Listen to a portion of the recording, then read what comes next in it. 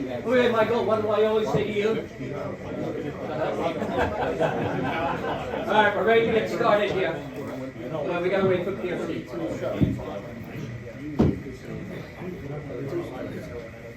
Okay, thanks for coming. We appreciate you coming out tonight. And this is a one-off. We'll do this several times during the winter. We're gonna get Benny and his staff involved. We'll get Bobby and we'll get Michael out here and get the physical aspect of it also. And what I'd like to do tonight is just start with an introduction about what we'd like to do over the winter. And then you can sort of come back to us with questions or thoughts on what you'd like to hear, what you'd like to see. So we need feedback from you, which is you can just give it to Greg or Maddie or anybody, or email it and say, gee, I'd like to see some more of this, can you discuss that? And we'll do a question and answer session at the end of each talk. So tonight's talk is going to be about what I call baseline. And let me explain, in a sense, baseline for this place. Baseline for this place started 22 years ago when we started to build this establishment with the thought that we'd like to help everybody get better at golf. We love golf. I'm obsessed by trying to help people get better. So, as many of you know, that's what drives me. And I don't think there's any age where you have to stop trying to get better. And so we've always tried to devise ways to help people do that. We have a gym out there, which is great. We have great instructors over there, great people there. We have great staff, and we have instructors down there. But we also have a great facility. So when you think about it, where else can you show up, play the short course, work on your short game, work on, hitting those shots around the greens. The putting green down below is beautiful. It's in great shape all year. It's been in great shape. It's fast. So if you compete, that green is nice and fast down there. And we've got a range up here that's quite large. We have grass on it. And we've made a great addition this year, which is going to take place at the end of this month and the beginning of the new year, which is great, which would be Top Tracer. Now, I don't know how many of you are familiar with Top Tracer, but it will help fill in some of your gaps, and we'll explain some of that tonight. So when I talk about baseline, I talk about and try and explain to people that you have to understand where you're coming from to get someplace. So when you plug it into Waze in your navigation system, you plug in a destination. So a destination in golf might be, I want to win the Mass Amateur. Might be, I want to get my handicap from 18 to 14. I want to do this or I want to do that. And so you have to start with the thought of, what do I want and how am I going to go about it? So in other words, I had a couple of people. I had a guy, I don't know if you know Donnie Knoll. He's a member of Rick Thorny Lane. He comes over every Sunday. Shows up at 7 o'clock. Just before he goes to work, he puts in the generators. And basically, we got him from a 13 to a 5 this year. And it was because he showed up every week, basically, and showed up and did his work and did what he needed to do. Now, I'm not saying you have to take a lesson every week. If you took a lesson every 6 weeks, 8 weeks, I don't really worry about that. What I do worry about is that when you start on an endeavor to change your habits or get better at something, you have to have some kind of goal in mind or some kind of result, a carrot out there, which drives you. Otherwise, it's just random exercise and, okay, that would be okay. Nothing wrong with exercise, but we all want to get better. So most everybody in here wants to do what? Play better? Okay. But how many people want to get their handicap down? How many people simply want to hit the ball better? Okay. Raise your hand, Harry. How many people want to know what they do and what takes place? So I believe the perception of the game has changed quite a bit. If you go on YouTube, there's 1,000 different sites, right? You can go on there, you can find ideas everywhere. But it can't be that complicated. There can't be 1,000 different ideas. So you've got to figure out a way to boil it down to the essential products. And that's what I'm going to do a little bit tonight, is talk a little bit about impact, talk a little bit about path, talk a little bit of how you would practice once Top Tracer is up out there, and how you would use it in the facility in here. One, you talk to Ben, get better at flexibility, be able to move a little bit better. That's gonna be probably our next talk, would be about ingraining that into in your system. But for right now, we're gonna talk about where you stand, okay? And hold off, if you have any questions, just hold off. We're gonna get the question and answers. We'll get there because I'm sure you'll have a few, at least I hope you have a few. And so you say, well, how do I get better? So in other words, you'd have to sort of do a little bit of investigative work on your own. You get a piece of paper, pad, and you write down, how many fairways do I hit around on average? How many greens do I hit around? How am I pitching the ball? How am I chipping? How am I putting? How am I at doing the things I need to do? How am I decision making? How do I read greens? There are so many little aspects to this game that unless you understand how to get better at things, you might overlook some of those things. So the first thing you're going to do in this plan that we're trying to put together here for everybody is understand what you don't have or what you might lack right now. Green reading skills, we can talk about that. We'll do a whole segment on short game, okay? Or anything else about how many fairways do I hit? And when I say fairways, I mean the rough out here isn't very deep. So if you hit it in play, that's okay, especially on this course, right? This course is a very tight course, very demanding. And when I play this course, if I go out and play, I hit driver everywhere to test myself. So I think a good player needs to understand that part of going out here and playing this golf course is to put yourself under the heat so that when you get in competition, that you can put the ball in play. Or when you're playing a handicap event, Simeone Cup, that you can play a hole a certain way and make a 5-net 4, 4-net 3. How do I go about doing those things? So you have to do a little deep dive into who you really are right now. Very few people will do that.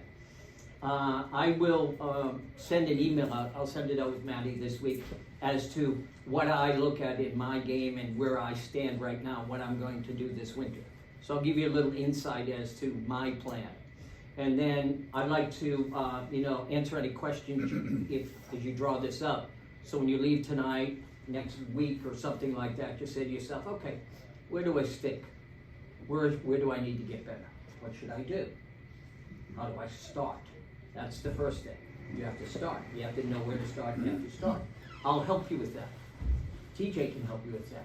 We can help you understand where you need to go, what you need to do to practice. Now, over the winter, is it going to be easy to hit pitch shots? No. Is it going to be easy to putt? Yeah, you can putt at home. This surface is pretty good right here to putt on. So you could go to, Michael, where did you buy that stuff where you put on the shelf? Lowe's. Lowe's. So you can go to Lowe's and get a grade of this that you can put on a hardwood floor and putt for 10, 12, 15 feet. Okay? So anybody can do that if they want to improve their putting. But will you do it? Who knows? Maybe you'll do it, maybe you won't do it. And you just simply tape it down so it doesn't move very much. And then you put out little markers at 3 feet, 6 feet, 9 feet, 12 feet. And then you put a little saucer up there, whatever it could be, some kind of marker. And then you say, how many times can I make that putt? Now they sell these maps. I have a couple down in the Learning Center if you're interested. I've got a beauty down there that's 26 feet long that you can really practice with. And what it does is it puts little lines on it, and so you can line it up, and you know that you're aimed correctly, which is important, which we'll talk about. So we got a lot of stuff to talk about over the period of time. So if I jump around a little bit, excuse me, I'm trying to get as much in as I can. So basically, if I wanted to do one thing on the range, how many people know how far they hit the ball? Okay, not everybody, right? You sure about know how far you hit the ball? Probably, maybe. So I'm talking about when you get a carry distance of, say, 140, are you pretty sure you can hit the ball 146 or 7 out of 10 times? Or even 5 out of 10 times. Can you do that? If you can do that, then you can sort of depend on yourself. But when you go out here with the new equipment that we'll have out here, you can sort of track that. You can take out a 7-iron and say, okay, I'm going to aim in this direction, and I'm going to try and hit the ball. Now, carry distance is what's most important this winter, because if you get roll out there, the ground's too hard. If it rains like it did, it's not going to roll any place. We live in the Northeast. Ball doesn't roll up here, right? Ball doesn't roll up here. So carry distance is very important. Very few people know exactly how far they hit it. And so you get, if anything, a little bit of a journal or a notebook that you keep in your golf bag. Go out your first session, and you say, I'm going to hit my 9-iron, my 7-iron, and if you carry a 5-iron, maybe that, or a hybrid. And you do, and you hit 20 shots apiece. And then you take the best, say 12, and then you get an average distance from that. And so right now, that's your baseline. So we already have established in baseline for wedge, 8-iron, 6-iron, hybrid, that type of thing. So then I go, okay, I'm going to go in the gym, continue working out with Ben or somebody else, or doing it on your own. Am I improving that? What's my swing speed? What's my carry distance? Does the ball curve too much? So I write all these things down in my journal, and I go, okay, I tend to hook the ball too much. Then you might schedule a lesson. You might investigate some things as to why the ball curves. We can ask questions about that tonight. Why the ball slices, why it happens, and then you can calm that down and see if you can lessen the amount the ball curves. But now you'll be able to watch the ball in flight, because that's what Top Tracer does. It follows the flight of the ball. So now you have feedback, right? It's important that you understand that that feedback is helping you, and how to use it to your best advantage. So that's your first thing, would be to establish your distance and hit drivers and go, say it has a carry distance and then it has a roll distance. Ignore the roll distance right now for a while. Just look at the carry distance and say, I do this and this, and then you come in and you see me, or you see PJ, or you see one of us and go, okay, what should I do? What do I need to do to get the ball a little longer? Okay? And we can talk about that in one of our discussions. Hitting the ball longer would be in Ben's forte. He would be able to help us with that. So as we go along, we're just going to dig in, dig in, dig in. So for right now, your job is to, if you want to do this. Now, however many of you do it, that's up to you. I can't make you do it. I have people come down there and they spend money with me, and I tell them to do things. If they do it, I think we have some success. If they don't follow through, then they will sort of gravitate back to what they used to do. So a habit that has to change, that we want to change, has to be acted upon almost daily. So I'll get into that. I'm going to do about 4 to 5 to 6 drills tonight that I'll show you how to use the mats out there, how to use Top Tracer. So I'll do the first one now. So one of the most important things you can do as a good player, any kind of player, is understand the low point of your swing. So I've got a black marker here, and I'm going to draw a line right on the mat right here. Okay, I've got a line right there. You can use chalk, you can do anything. So you can stand there and you just get out to the range, and this is your warm-up drill. You put your club, you rest the sole of the club on the line, and you take little swings, and you make sure that when you hit the mat, you hit forward of that line.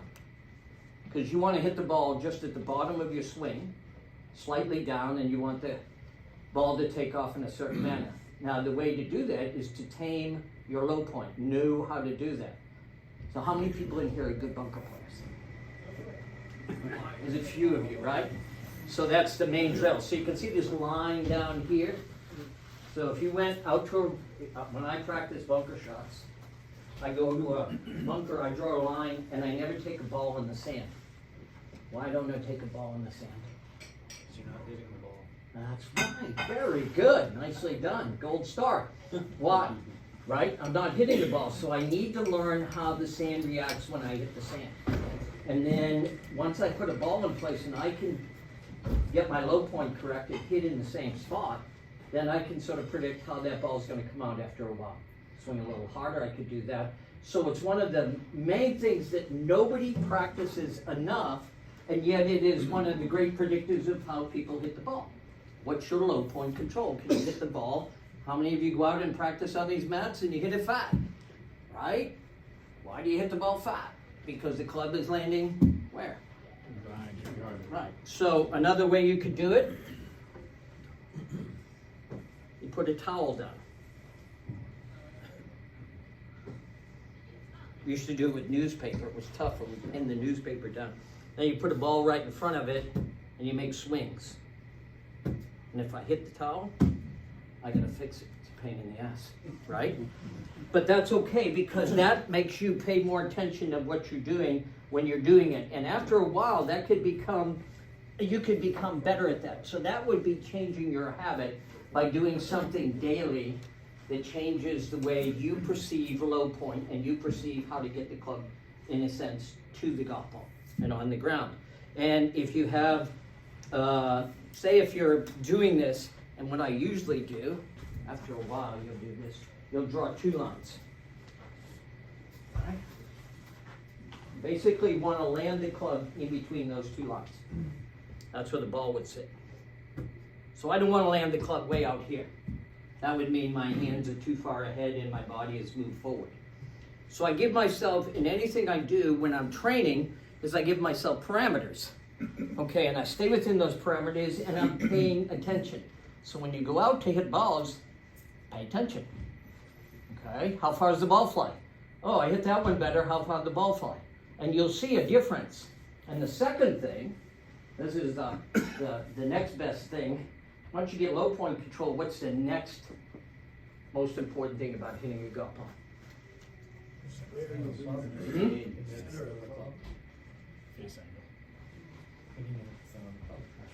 Center face contact. It matters. Right there. Right there. And it's pretty easy when you do it. If you want to, you can take the same magic marker, put a stripe right down there, and when you hit the ball in the center, you'll see that mark on the golf ball, and you'll see that.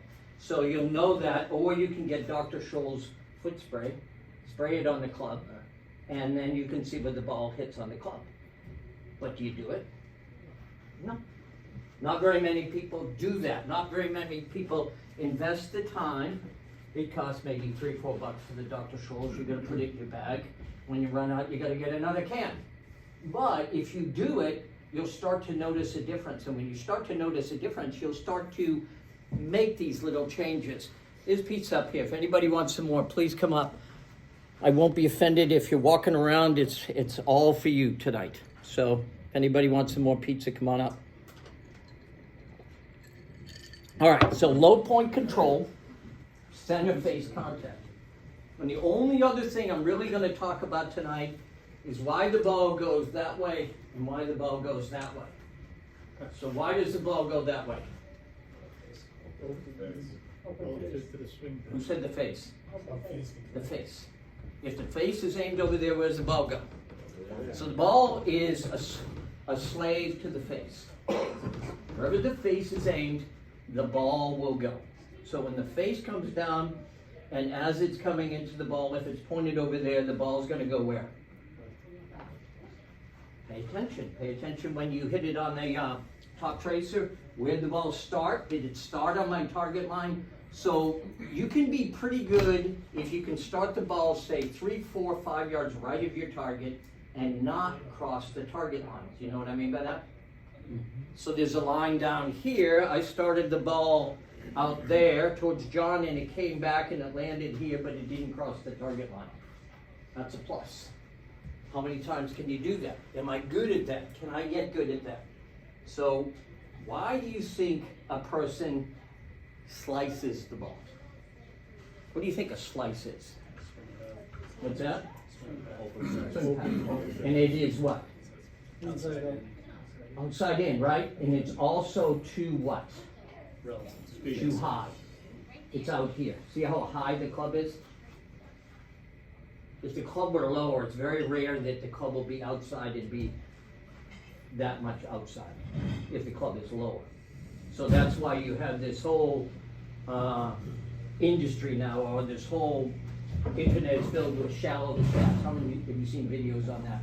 Shallowing the shaft. And you go, well, what is that? Well, that's just the fact that the club, when it comes down, this is a shallow shaft. The club is going to the ground in this manner. Steep would be the club going to the ground in this manner. Which do you want? Hmm? You want a little bit of both. You want a little bit of both. The club has to shallow, but when you hit the ball, it's going to steepen. So if the club is here and the ball, so if the club, and this is important that you understand this because there's no sense practicing if you don't understand why the ball does what it does. Because the ball tells you everything. Just pay attention to the golf ball and you'll have everything you want. So here's a line in the floor. Can anybody understand? See that a little bit? There's a line right up the floor where the rugs meet. And so when I hit this ball, if I come into the ball and that club is on the outside and coming that way, more likely than not, I'm going to hit a straight pull left or I'm going to hit a high block right. And those two things go together. Low pull, high block. They go together. So now when you hit a high, say I hit the ball with too much of a hook, and I'm going to be too shallow here, hitting in this direction, and closing the face that way, and the club will exit up here like that. So when you see this, and I know you film your swings, because I see you out there filming your swings, you need to look for some things. If your club is exiting, so if you drew a line down the middle of the mat that you're on, and you had it, and your club exited to the right and did that, and you were successful at hitting a hook, well, that's not the way you want to practice, you see? So you don't want to have the exaggerated looks and feels of what slice and hook are. So this is a slice is a exaggerated motion that way. A hook is an exaggerated motion in that direction. So what we want to do as we go along is we want to lessen these things. So I'll give you a couple of tips as to how to lessen them. So here's the first one. Now this might seem like pretty simplistic, but you ever see a trick shot artist where you put the ball up on a tee about this high and nobody can hit it except him? He can hit it off the tee. Why? He practices. Yeah, but he understands geometry. So if the ball's up this high, right here, so if the ball is here, I would have to swing that way. See the way the club is looking right here? See the way the club looks? Okay. So if I did this and I tried to hit that ball off that tee, would I be successful? No. Got it? So when I set up, so I'll give you an exercise, and you can do this. This really helps people. You put a club up on a chair, coffee table, not a new one, wooden one. No glass involved, no hitting. But if you were to swing, you would be shallow to that chair. That's shallow. So if I wanted to practice shallow, I would do that. If I wanted to practice steep, I would do this. I'd stand about a foot from this curtain, and I get the club here, and then there. So that club is moving in more of a U shape this way. So if I was extreme on one side or the other, I would start to habituate a practice where each night I might take 30 to 50 swings, doing the opposite of what I have as an affliction. So if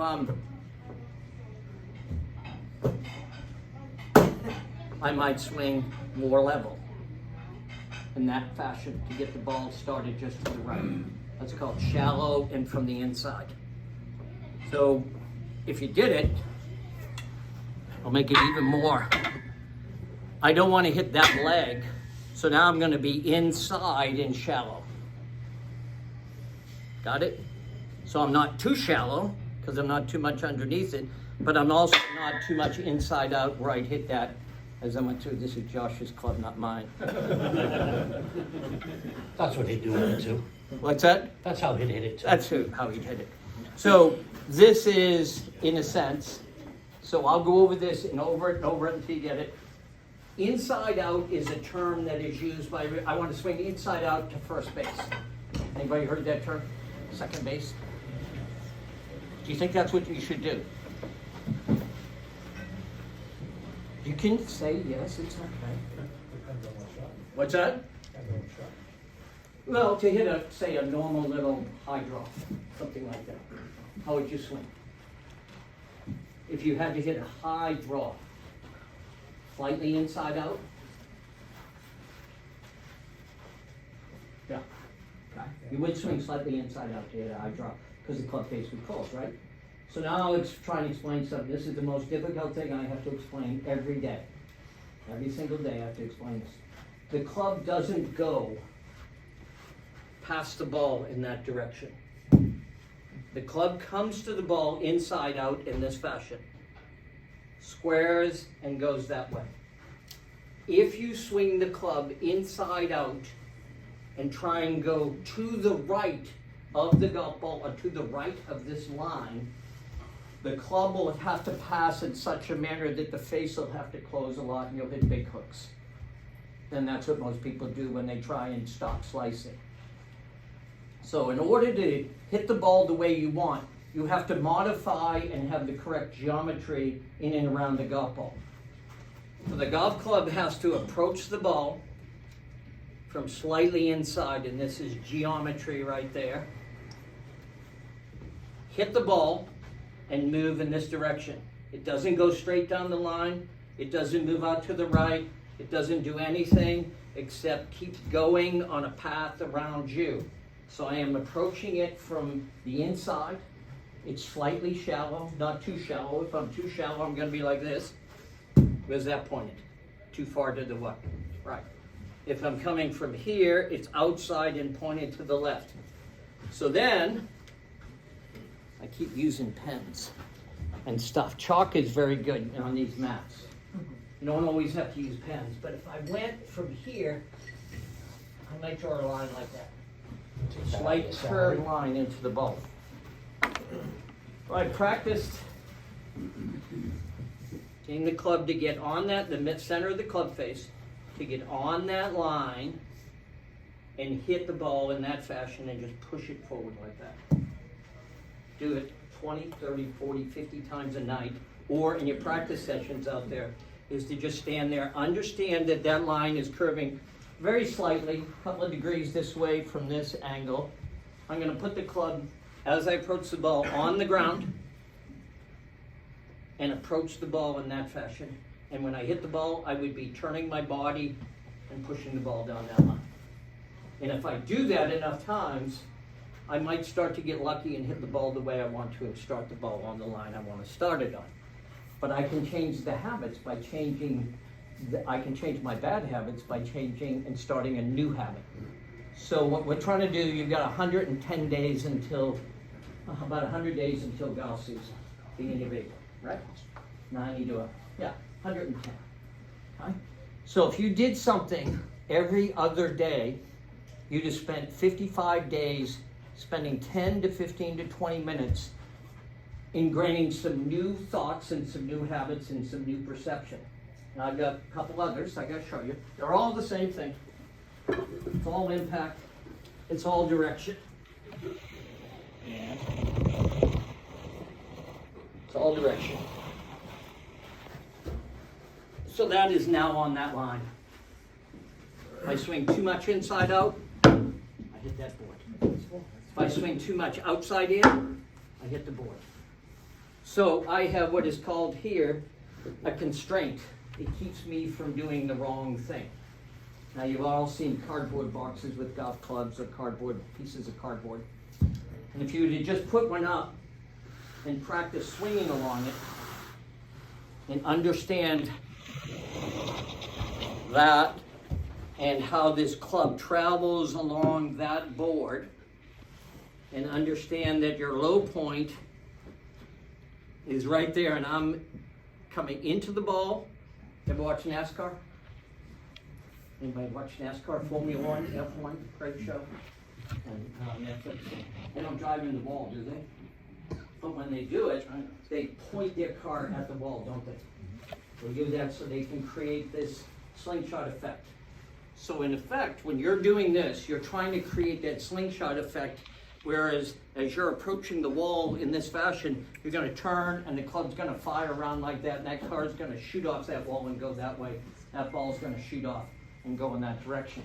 If you understand it, and if you understand how to shape it and how to do it. But that takes practice. So you can do that at home, you can do it out here, draw a line on the mat, get chalk, not markers because all the mats will be all marked up, but chalk is good because you can just erase it and use it again. So when you do this stuff, you're starting to implement a change. And a change takes days, weeks, months to integrate into your system. And then where's your feedback? Tracer. Oh, I'm hitting a little draw. I'm hitting the ball higher. I'm hitting the ball farther. So you get feedback. So you start slowly, wedges, 8-irons, watch the ball flight, watch how far the ball flies, watch the curvature of the golf ball, and then from there you make decisions on what I'll do next. And then if you need advice, I'm always around. I'll answer questions. Just one, no. She asks questions, I'll answer questions, not you. But that's what we're here for. We're trying to answer these questions. We're trying to help you get better. But you have this period of time where you've got this machinery out here, and take a day like today. You could hit 100 balls today and not get cold. Or you could go out on a cold day and it's sunny out there and you're really not that cold, is it? Because the sun is right there burning into you and you're working up the sweat. And you can do that, but you have to have a plan. You have to have a plan. That's why we built this place, for you to get better. Not just to have it, we want you to benefit from it. And that's why we implement these changes and put these machines in there. So, to go back over it now, I'll answer some questions and we'll talk a little bit. Low point control. I need to be able to land the club where I want to land the club. I have to be able to control that. If I can land the club at the bottom of my swing or just past the bottom of my swing and get it centered up on the ball by having a better path, I'll have a better chance to hit the ball the way I want 6 out of 10 times, okay? Instead of 3 out of 10 times. So that's the first step, is I want to be able to hit more good shots. And then the next step is I want my shitty shots to be playable. So I raise all my shots up to where they're okay, not so good, and very good. We don't want to, yeah. I just had a quick question. Sure. We're talking about we're talking about the lines and using the towel. Yep. I couldn't see from here. Where are you placing the ball? An inch in front of the towel? Right on? We put it a couple inches in front of the towel at first. Couple inches. Yeah, in give front of yourself a little leeway, otherwise you'll be picking that towel up all day long and rearranging it and doing that. That's why I like the lining, I like chalk, because you can see where you disturb it. Yeah. Okay. And then if you do that, and you put the Dr. Scholl's on the face or tape on the face, you get face tape, you can buy it online. And then you can get some feedback as to, I hit that one in the center, and I landed the club where I should, I didn't get that bouncing effect as I hit the mat. Don't you hate it when you hit the mat and it bounces? You like to hit the ball first, right? So you have to start working at it. You have to start having a plan. Do something. So you need to learn how to do that. And you go, well, how do you learn? I'm giving you some sort of ways to do that. The towel, the lines, this board, this is for path. Now, I'll do one more thing with the board, and then I'll take some questions, and then I'll do some more. Okay? Don't get me started. Okay. So what is the impact? Impact is when, so you've all seen your impact bags, right? Okay. You all have pillows at home. You can put it against the couch. So this is impact. I am squaring this club up. So it's square. It's a 1 by 1 by 1. And so all I do is I put it right against this board. And I put my low point is where I want to hit it. So I'll put the ball sort of at my left heel and I'll stand there and I'll go. That's where I'm supposed to be. And that trains my body as to where I'm supposed to be. You can all do that at home against the couch. You can all do it. And you don't need to hit it with a club. You can turn the shaft upside down. What you're trying to do is train your body how to deliver something to a point. That's low point. That's the club going down there. I'm delivering the shaft to the pillow. So if I was delivering it to his head, I'd be delivering the club in that manner, right? So I wouldn't be coming that way or that way. I would square it up and hit it there. So I would have it level,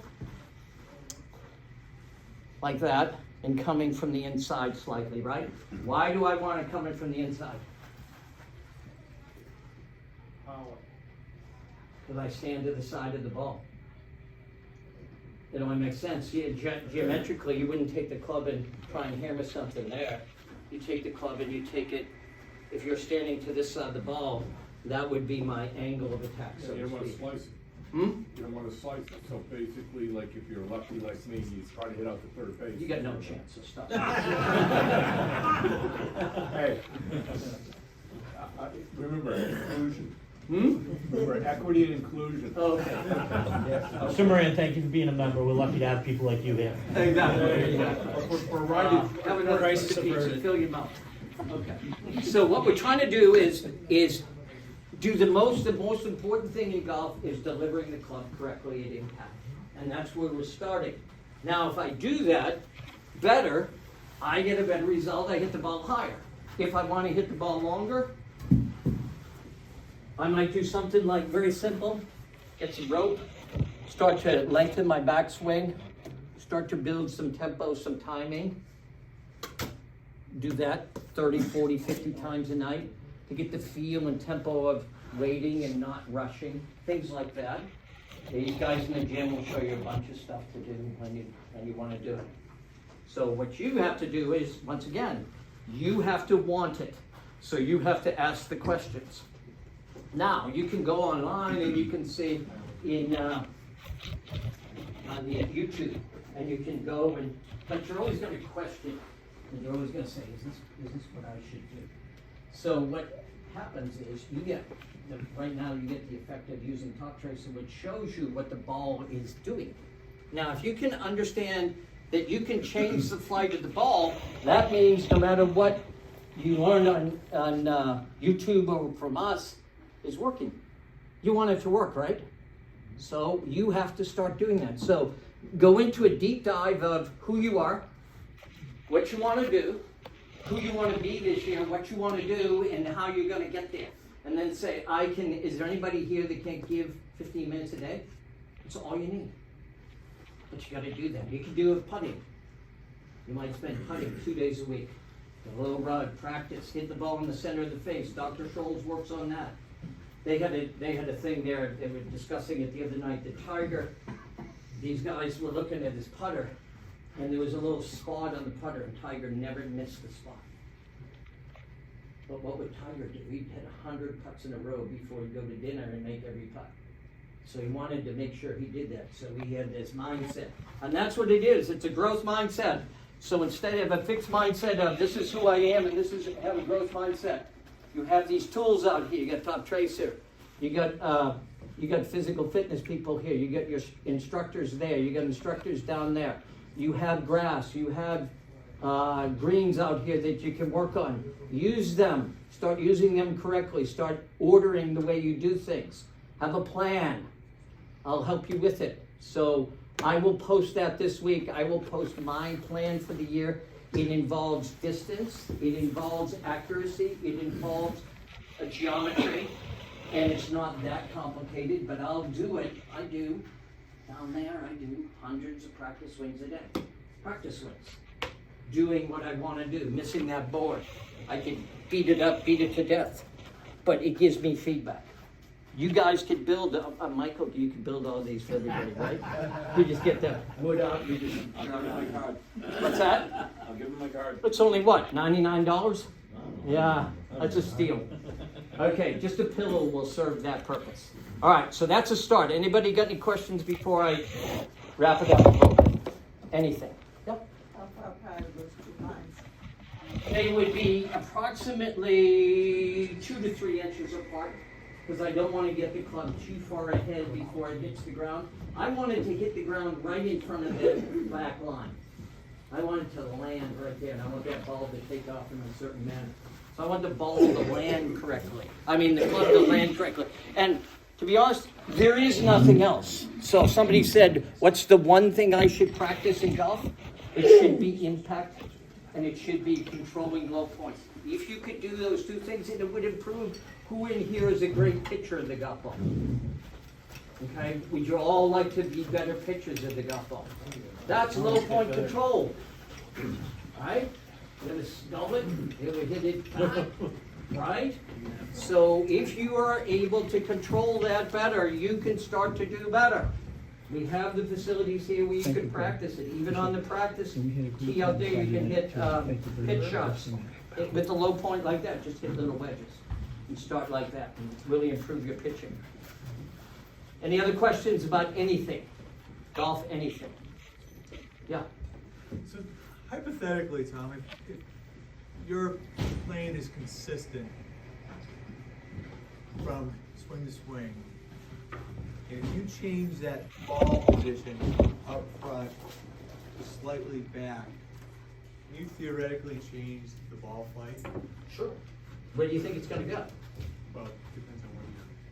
So if you had that, if you're, So if it's more you back. hit the ball dead straight, Yeah. and you move the ball an inch back, the club face would be what when you hit the ball? More open, right? If it's, Inch back? if you move the ball back, the club as it approached the ball wouldn't have gotten a square yet Right. in your old swing, if you use your old swing. All right. But if the club face is squared to the path, Yes, Right. you could hit the ball lower. yeah. You hit the ball lower and straight. So it really is, it's a crapshoot. It's a moment in time that you have to sort of figure out, what's my moment in time? How good am I at that?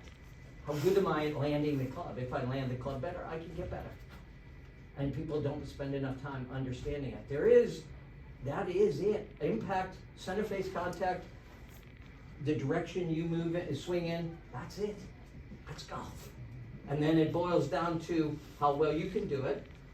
Can you do it under pressure? Can you create the ball flight you want? Are you strong enough to do what you want to do? But if you can do the first couple of things, you can play better. Yeah, you would definitely. But you can fool around with that. Yeah, I think that you should fool around with it. So, I was losing it right today.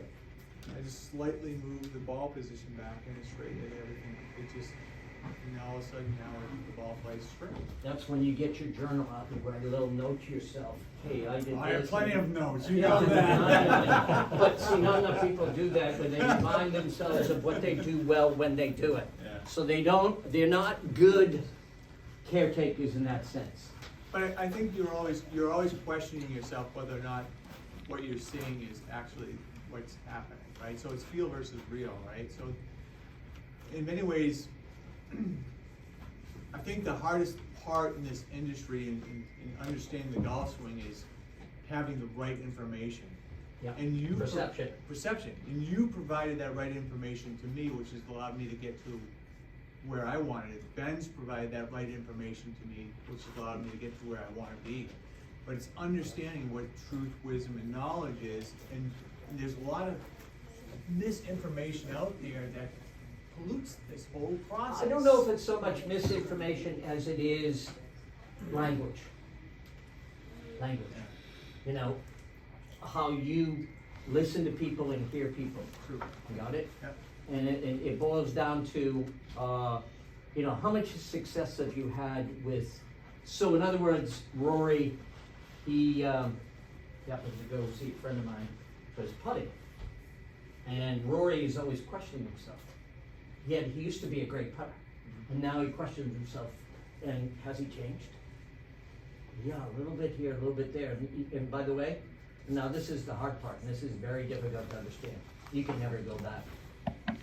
You can never do what you used to do 5 years ago, 3 years ago, or 2 minutes ago. You're already different. So you can't try to recreate what you used to do. It doesn't make any sense, because you're immediately, the next day, you're different in a sense. And after a period of time, you're different. So you have to understand that if you take a path and it veers you off in a direction that you don't want to go, you have to recognize that very quickly. And you of all people understand that.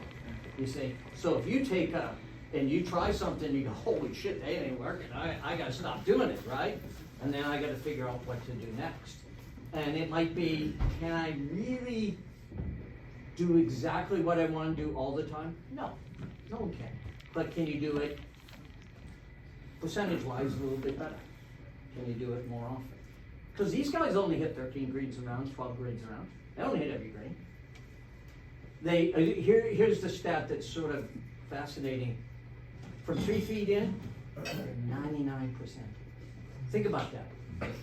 Think about that. 3 feet in, they're 99%. That's how precise they are. But yet, when they get to 5 feet, not even close to them. Get to 7 feet, not even close. There's so many variables in green speed, break, and other things like that. Even straight putts, grass, everything. So can you conquer this game? No way. But you can come closer and closer and closer depending on how you attack it. That's what I mean about be aware of your circumstances, be observant, be a good steward towards yourself. Don't piss yourself off. Don't bitch and moan every time you hit a bad shot. Pay attention to it. The ball went, so it should be more this way. The ball went right, the ball went left. Not, I suck, I hit the ball right, or God damn it, I hit the ball left. It went where it went. Figure it out from there. Don't put emotion into it until you need to. Don't put the emotion in it, because then you get frustrated and try harder. Trying harder never works, does it? No. Trying harder never works. Question about working ball. Is it easier or better to change the swing path or just change the face? Close the face, open the face, and then take the normal swing. So we look at it, and some instructors will say face first. Other people will say path first. So it would be perception first with me. What are you trying to do? Can you actually do what you think you're doing? Can you do it? So the way it is with most people who are, what's your handicap? 10. 10. Which way do you hit the ball? Every which way. Every which way. But in other words, if you stood on a tee and you had to make a decision where you're going to aim, which way would you aim? Straight, right, left? Down the right. Down the right. Yeah. Can you draw the ball? Yeah. Okay. So what happens when you don't draw the ball? It goes way right. Goes way right. What are you? What am I? Yeah. What are you? I can tell you right now what it is. You're underneath and out to first base. So you do this. You violate this curve. So it doesn't matter what you think you're doing. The ball tells you everything. So when you hit the ball to the right, say there's water left. Okay, let's go with number 4. You're on number 4 and you're trying to hit a little draw, right? And you don't want to hit the water up there. Tees are up and you don't want to hit the water. So you get right about to here and you'll go underneath and the club will go and violate that and go out there. Where do you think the ball's going to go? To the right. Unless you flip it over, right? So if a person stands up there, tries to hit an intentional draw and fears left, for right, Quit. Yeah. right? They're going to hit it to the right because they're not going to want to square the club face or allow it to be squared. So if you practice this and you have this in your mind, you might even be able to take this in your mind on the golf course and play with it. So in other words, you just set your club down and you see that, or you see the feel of doing that, and you can actually implement that when you play golf in a round of golf that mattered to you. You might be able to implement that, and once you do, you have a chance, because then you've sort of given yourself a way to do things, and that's perception. Your perception of what to do has changed, and how to draw the ball. Got it? So you have to understand why that ball goes high right. It's because you're afraid to hit it left. And you're trying to draw the ball and you go, don't do it too much, right? Yep. That's a guy who's driving too fast and he drives into the wall, right? Because he can't control when that's going to take place. Any other questions about anything? Yeah. I think Scott makes a good point about real versus real. Like, you might feel like you're inside out and you do it a million times, and you're like, why am I still not drawing the ball? And then also you see video of real evidence that you're not doing that. And all of a sudden, you're like, oh, what if I just did this one move at a time that actually called draw? So creating that feel versus real moment is like that aha moment for people. And I've had to do that. Not me, that like people experience that people need to see and feel. So once you identify it, so in other words, if you come to the conclusion that you're still what, outside in? Sure. Okay, so let's say you're outside in. So I would, maybe get something like this, or use the wall, or use the baseboard. Please don't use the club head, use the grip, swing. Okay, now if you're too much outside in, you're gonna hit the baseboard before you hit the ball. It's gonna be way back there because the club is traveling in this direction. So you get feedback immediately, because that's what I say, constraints-based learning. It's showing you, hey, idiot, you're back here, you need to be over here.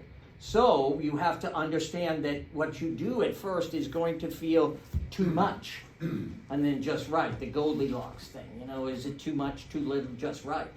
And so you've got to somehow experiment with that until you come with an understanding. That's why I like, you know, this line here. I just put the club on that line. I know I'm coming from the inside. It's on the ground, basically, or just above the ground, and I move it to where the ball is, and then I move it through. So I've done that however many times a night, and I do it every other night, and it becomes the way I do things. So that's changing a habit. The only way you can change a habit is to start a new one, or the other one will keep coming up. It's proven that's the way to do things. So you have these facilities at your beck and call, but you have to start to understand how to discipline yourself and to do what you need to do to change your game. Don't give a shit about anybody else. You're trying to change what you do, so you have to find a way to affect what happens to you. And you can do that because you can get feedback. Like I say, on Top Tracer, you can actually see the ball curve in the air. You can see if it goes higher. I want to hit the ball higher. You know how I teach people how to hit the ball higher? How do I try and teach people how to hit the ball higher? What's that? No, I haven't looked up. So I say, okay, I'll say exit sign right there. I'll give you $100,000. What are they going to look at? The exit sign, right? So they're going to hit the ball higher. So because they got to think that way. Changes their perception of how they're going to We do that right now. What? No. I don't I trust you. You could do it. But that's the way you do things, is you change the way you think about what's about to happen. And so often when we play in tournaments or in events out here, we revert back to fearing the worst outcome instead of saying, screw it. They're not going to put my name in the paper tomorrow. Well, yours they might. But they're not going to put your name in the paper, so what does it matter? You got to get over that. You got to really just throw it in the trash can and go, nobody really cares. They just want you to get out of the way so they can hit their shot. They want you to get done, right? So they can get up and hit their shot and do what they want to do. So you have to think that way, because you have to give up on this thought that you can actually conquer it. You can't. It's a journey. It's a destination. I've been playing 65 years now. 65 years of a lot of golf. And I'm not even close. Not even close. But I'm closer than I was. And I'll get closer this year in the sense of understanding. Now, I might not be able to have a 25-year-old body, but I will be able to do some things that I couldn't do last year because I understand it better. Because I've gone down a path where I go, oh, you don't do that very well. Let's change that. That's what I want you to understand as a baseline to start now, is you have to do it. Not me, not him, not her. You have to do it. So you have to make that decision. And once you make that decision and you commit to it for a month, you'll see a difference. I guarantee you'll see a difference. If you do some things, or if you need guidance, come down, take a lesson every 2 months. And we talk about, okay, do this drill. I love to give people drills and to put them in places where they go, I got to figure out how to do this. You like the challenge of it. What the worst thing in the world is to get lost out there, right? Go out there and go, what am I doing? What's happening here? You have but you keep hitting balls, don't you? And in that sense, sometimes if you get out there and you start doing that, walk away. That's my advice, walk away. If it's going bad, walk away. Don't continue. It doesn't do you any good. Any other questions? Yep. You talked about the training aids for tempo and that sort of thing. What about some of the commercial stuff that's out there, like the Orange List or I love it. I love it if used properly. There's nothing that's really bad if used properly. Yeah. I mean, if you get something out of it, why not use it? There's Orange Whip has got a new thing, the cords, and they put it on your body and something out of it. Jeff Johnson, the Pro at Haverly, was trying about it. So we do the same thing. We do teaching aids and we try shit all the time. We try and do different things. So there's nothing off limits. That's why you build stuff like this. You do that, use ropes. It's all out there on the internet. It's all out there, but be careful that you don't go down a path that sort of destroys what you have now or changes it in a way that, yeah.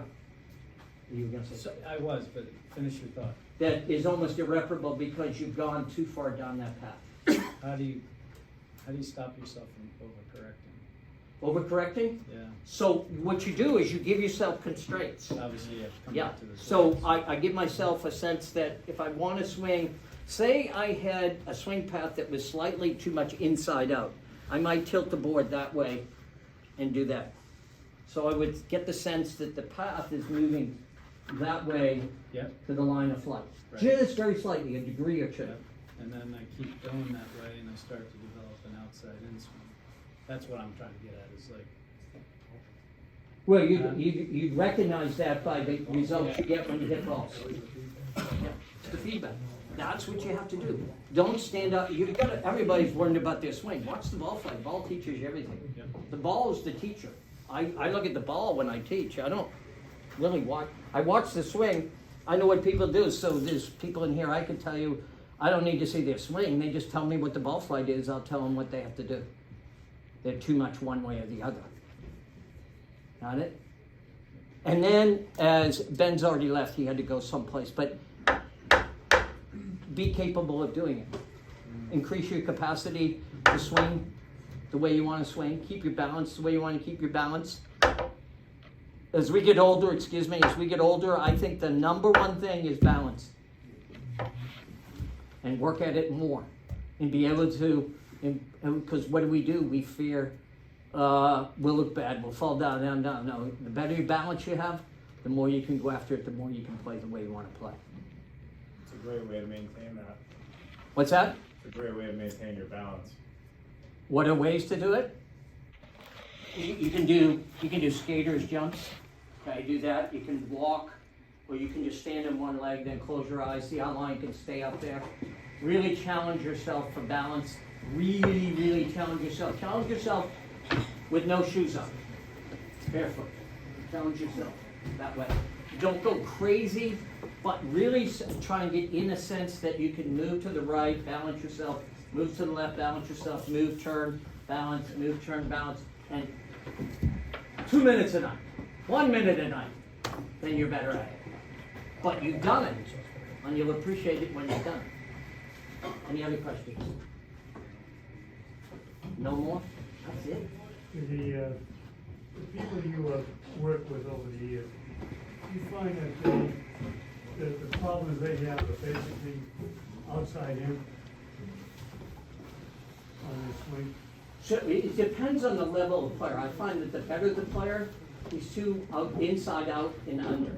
So he's too inside out, under, and he has to sort of actually try and get him to swing, not outside in, but from that direction. But for the most part, people fear one thing, the ball going where? out. Going right. And if you understand the face, and you can control the face, and you can control the path to some extent, you can control where the ball goes.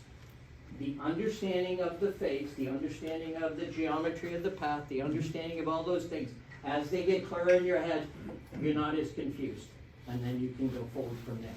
It takes a little while to get used to it, but it's very simple. It's like, I would do that, right? So if I want to hit it, I wouldn't do that. Right. Yeah. So if I picked up an axe, I would do this. Picked up a sledgehammer, I would do that. The axe or the sledgehammer would go that way, and I'd hit that way. If I picked up a hammer, I'd go that way. I would never go that way. Yet with a golf club, we do it. I don't know why. I don't get it. But I think it's because people try to take the club straight back and straight through. That would be my ready answer. There's too much thought of straight and straight instead of everything's a curve on an arc. Yeah. Anything else? All right, eat pizza. I've said enough.